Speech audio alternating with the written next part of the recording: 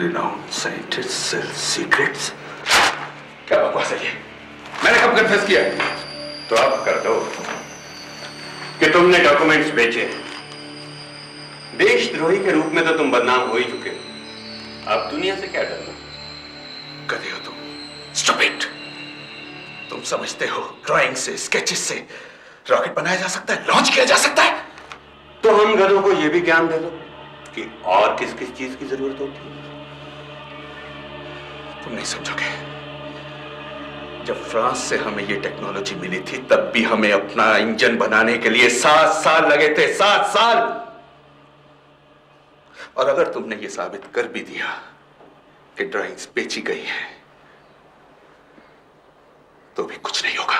तो इसका मतलब ये कि तुम मानते हो कि वो बेची गई? नहीं।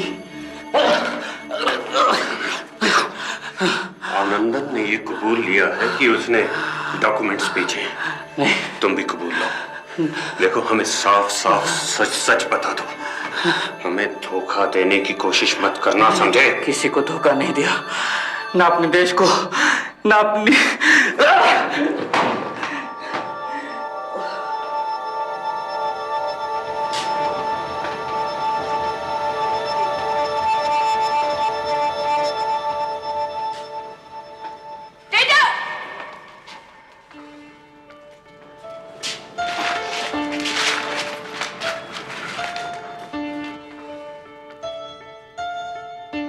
अकेलेपन, लोगों के ताने और मानसिक दबाव के कारण उन्नी की पत्नी विजया ने आत्महत्या करने की कोशिश की, लेकिन उसे बचा लिया गया। दोनों वैज्ञानिकों के खिलाफ लोगों में बेहद गुस्सा था। आनंदन के घर की बिजली भी काट दी गई। इन वाकयों ने आनंदन के परिवार को हिला दिया।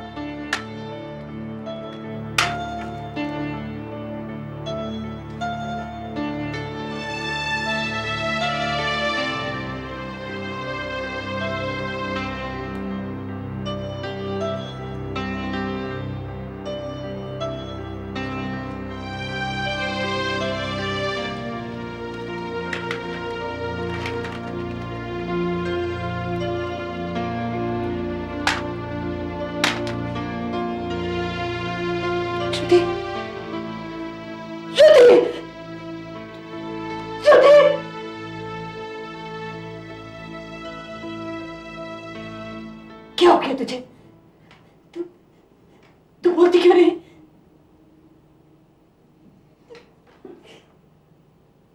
तेरी खामोशी मुझे पागल कर देगी। क्या चाहती है तू? मेरा हाल भी विजय जैसा हो जाए? तो बेटा बोलती नहीं तो कुछ तो कर। हफ्ते भर से घर में बिजली नहीं है। अब तो क्या करूं अम्मा? इलेक्ट्रिसिटी ऑफिस जाती हूँ तो वो लोग अच्छा के बारे में।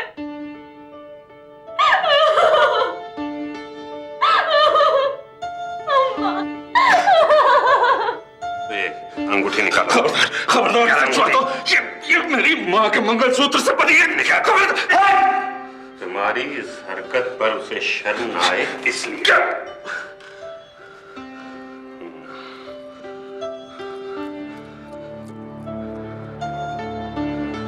ठीक है, जब तक तुम ये चीजें मुझे वापस नहीं करोगे मैं पानी तक नहीं पीऊंगा। मैं तुम लोगों का जीना हराम कर दूंगा। आनंदन ने घुटने टेकने से इनकार कर दिया, जिससे इंटेलिजेंस ब्यूरो झुंझला गया। उसे आनंदन से इस षड्यंत्र में कुछ बड़े लोगों के नाम मिलने की उम्मीद थी। दूसरी तरफ केरला पुलिस को लगने लगा कि इस केस ने ज्यादा तूल पकड़ लिया है।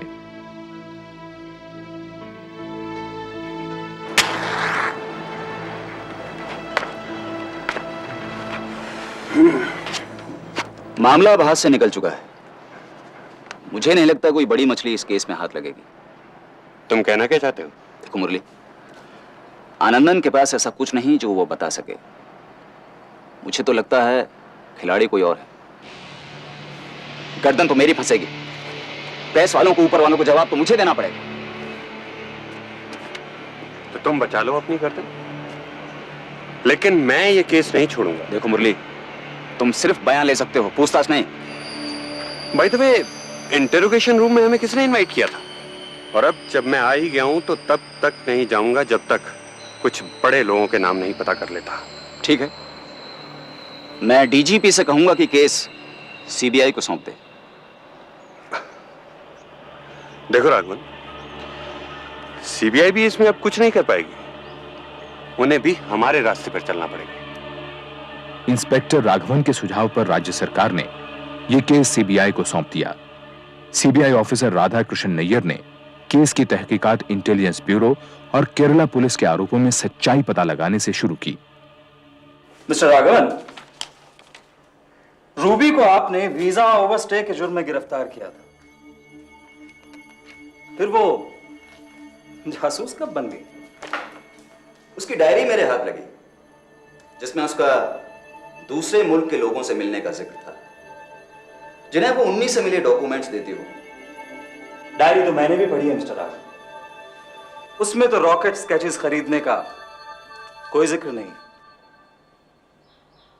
हमने उन्नी के घर से कुछ कॉन्फिडेंशियल डॉक्यूमेंट्स जब्त किए और हमारे पास सबूत है कि उन्नी और आनंदन के साथ रूबी और नौमी HSRC गए थे।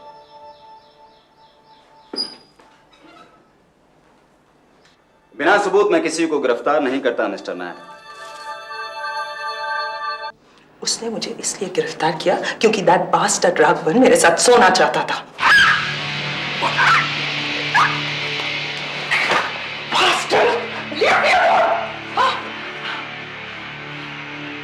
लेकिन जुर्म कबूल करने के बारे में आप क्या कहेंगे? ये सिग्नेचर आप ही के हैं ना? 17 दिन, ब्लडी 17 डेज कोई आपको ऐसे लटका के रखे, आप क्या कहेंगे?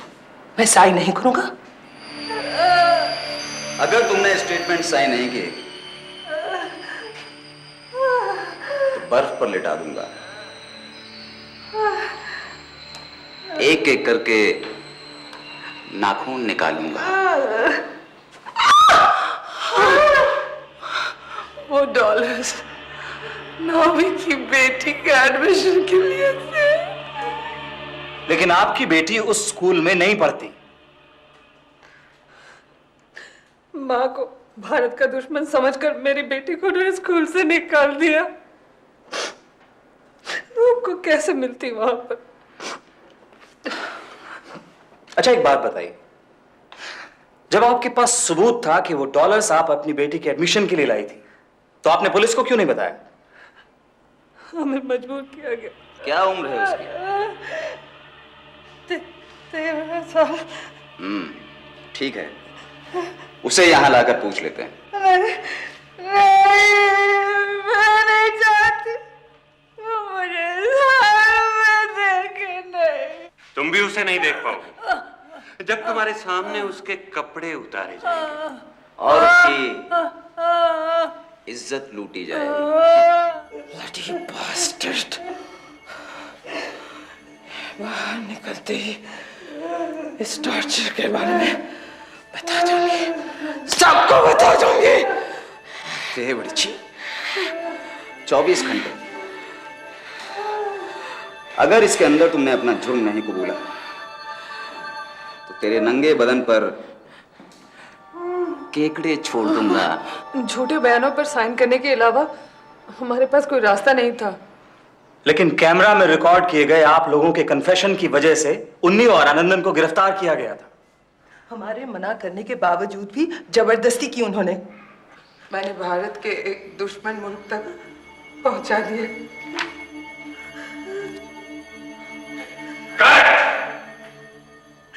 क्यों झूठ बुलवा रहे हो हमसे? तुम ये कभी साबित नहीं कर पाओगे। ये हमारा शर्त है, सबूत बनाए जा सकते हैं और गवाह खरीदे जा सकते हैं।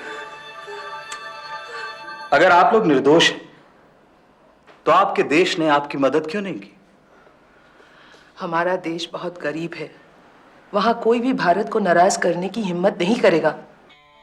इसके बाद Nayyar hotel Sun and Waves गया, जहां कथित रूप से रूबी ने उन्नी को डॉक्यूमेंट्स के बदले पैसा देने के लिए एक कमरा बुक कराया था। उसे पता लगा कि उस दिन वो कमरा किसी और ने किराए पर ले रखा था। नैयर ने फिर HSRC के डायरेक्टर राकेश धवन से स्पेस सेंटर के डॉक्यूमेंट्स ऑडिट करने को कहा। मेरी समझ में यह बात नहीं आ रही है कि इतनी जरा सी बात को लेकर इतना हल्ला गुल्ला क्यों है। आउट ऑफ 38,000 सिर्फ 254 डॉक्यूमेंट्स नहीं मिले और उनमें से कोई भी पेपर किसी खास सिस्टम का नहीं है और लिक्विड इंजन का तो कतई नहीं है। लेकिन धवन साहब, उन्हीं के घर से जब्त की गई वो सीक्रेट और कॉन्फिडेंशियल फाइल्स। कैसी बात करते हैं, आपको शायद मालूम नहीं कि स्पेस सेंटर में हम किसी भी डॉक्यूमेंट को सीक्रेट या कॉन्फिडेंशियल नहीं मार्क करते हैं। अच्छा मिस्टर धवन, 12 अक्टूबर को आनंदन और उन्नी रूबी और नयामी को स्पेस सेंटर दिखाने लाए थे। रूबी ने अपने बयान में ये माना है कि उसने स्पेस सेंटर के अंदर कुछ फोटोग्राफ्स भी खींचे। नहीं हो सकता। पहली बात तो यह है कि हम स्पेस सेंटर में प्राइवेट कैमरास को अलाउ ही नहीं करते हैं और दूसरी बात, ठहरिए, लेट मी चेक।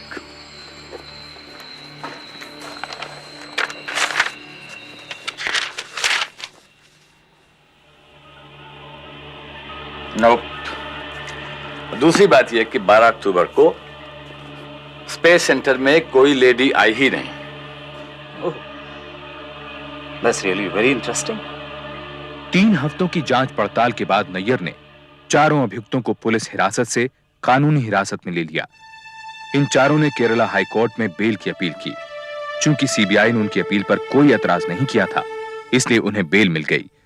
पर क्योंकि रूबी और नयोमी दोनों ही जमानत के 60,000 और श्योरिटी के 3 लाख रुपए नहीं जुटा पाई, इसलिए उन्हें हिरासत में ही रहना पड़ा, जबकि आनंदन और उन्नी अपने घर लौट आए।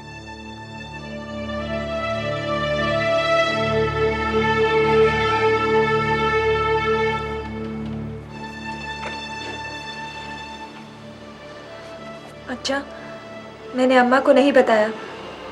डॉक्टर ने कहा था कि अगर किसी वजह से आप नहीं तो वो ये शॉक बर्दाश्त नहीं कर पाएंगी।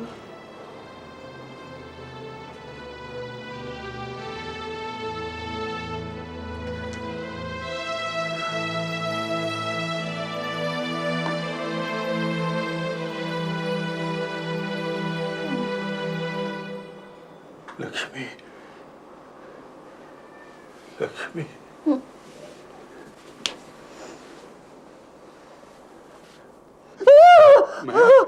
मैं हूँ लक्ष्मी। मैं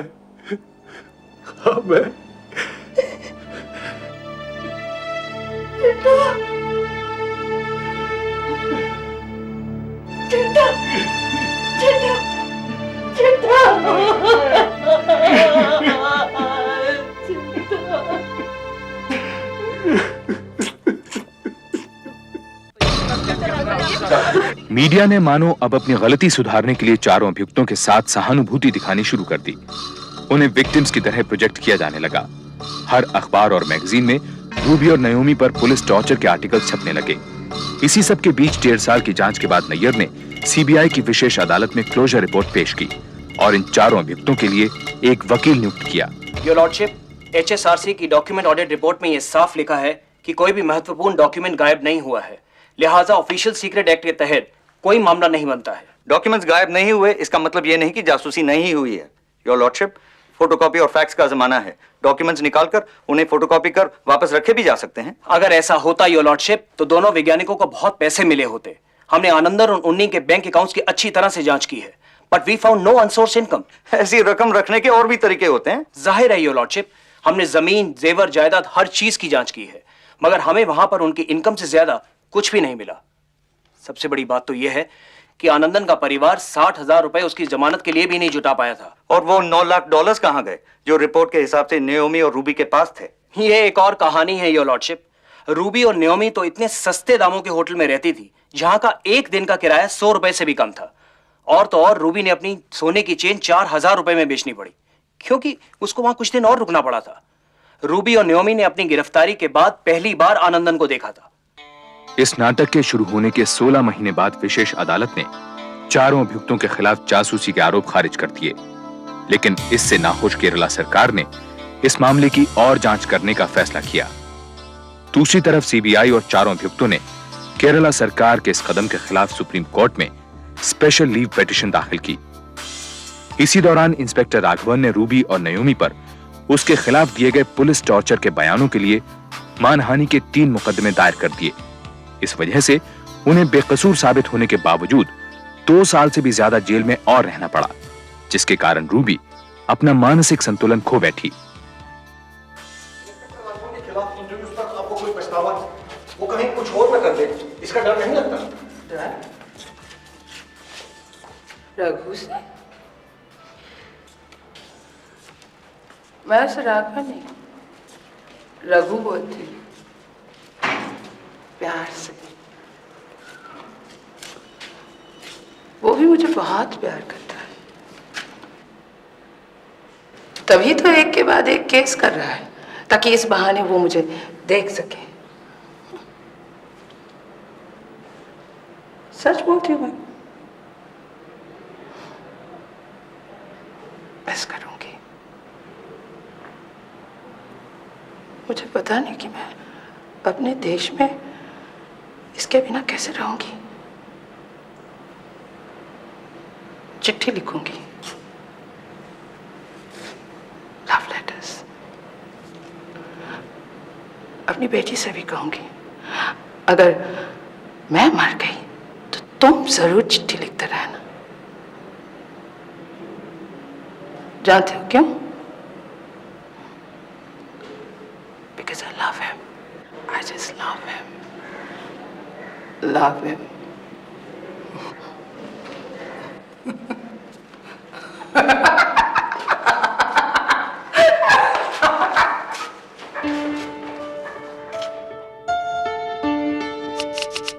राघवन के खिलाफ बयान वापस लेकर नयोमी ने अपनी आजादी खरीदी, लेकिन रिहा होने के अगले ही पल उसे राष्ट्रीय सुरक्षा अधिनियम यानी एनएसए के तहत फिर गिरफ्तार कर लिया गया। आखिरकार नवंबर 1996 में रिहा होकर वो अपने देश वापस चली गई। मैंने एक एक बात अपनी डायरी में लिखी हुई है, उसकी एक कॉपी मैं यूनाइटेड नेशंस के ह्यूमन राइट्स ब्रांच में जरूर भेजूंगी। I will fight till I get justice. उन्नी को HSRC में फिर ले लिया गया। इन दिनों वे अहमदाबाद में काम कर रहे हैं। हम पर जो गुजरी, उसके बाद जिंदगी वैसे ही जी पाना बहुत मुश्किल है। आनंदन स्पेस सेंटर में काम कर रहे हैं, लेकिन किसी और शहर में। वो आनंदन जिसने अपनी सारी जिंदगी देश और फर्ज की खातिर गंवा दी, मर गया। मेरी कोई इज्जत नहीं है। वो धब्बा अभी तक साफ नहीं हुआ, यहां तक कि मेरा घर भी जेल बन गया है। फर्क सिर्फ इतना है कि कैदी में भागने की हिम्मत नहीं है। रूबी को राघवन के मानहानि मुकदमे की श्योरिटी रकम न जुटा पाने के कारण 3 महीने और भारत में रहना पड़ा। वो फरवरी 1997 में ही अपने देश वापस जा सकी। कुछ खबरों के हिसाब से एक रूबी फंड बना, जिसमें काफी पैसा इकट्ठा हुआ। शायद इस पैसे से रूबी अपनी बिखरी जिंदगी समेट सकेगी। ये देखिए, ये सूजन देखिए, ये मुझे राघवन ने दी थी झूठे कन्फेशन के लिए, लेकिन मैं इसका इलाज नहीं करवाऊंगी। दर्द होता है, लेकिन इलाज नहीं करवाऊंगी, क्योंकि ये मुझे याद दिलाता रहेगा कि मेरी वजह से उन्नी और आनंदन की जिंदगी बर्बाद हुई है। केरला पुलिस में इंस्पेक्टर राघवन को लगातार तरक्कियां मिलती रहती हैं। सुप्रीम कोर्ट ने राज्य सरकार को इस बात के लिए फटकारा कि बेगुनाह होने के बावजूद वो चारों अभियुक्तों को कसूरवार ठहराने पर उतारू रही। इन चारों को 1 लाख रुपए की रकम बतौर मुआवजा दी गई, उस षड्यंत्र के लिए जो कभी रचा ही नहीं गया।